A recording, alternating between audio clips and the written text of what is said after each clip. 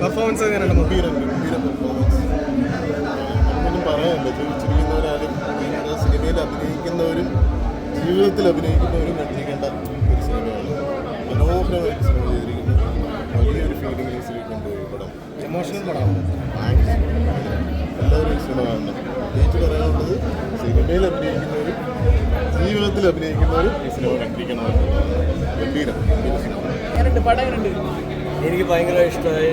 എനിക്ക് ദുൽഖർ സൽമാൻ എനിക്ക് കാണാൻ പറ്റിയില്ല ഈ സിനിമയിൽ. അതിഭീകര പെർഫോമൻസ്.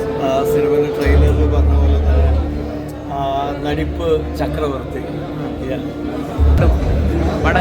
Classic movie.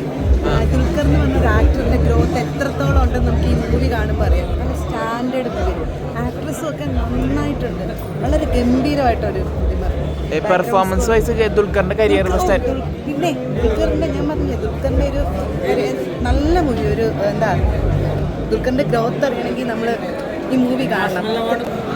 നന്നായിട്ട് ഡീക്കൂടെ മാത്രമല്ല, നമുക്ക് എത്ര ഡീക്കൂടെ പേര് പറയണമെന്നുണ്ട്. എല്ലാവരും ഹീറോ ഭാഗ്യശ്രീ ബോസ് അവർ വളരെ നന്നായിട്ട് സമുദ്രക്കരി സാറിൻ്റെ ഗംഭീര ടെക്നിക്കൽ ബ്രില്യൻ്റ്.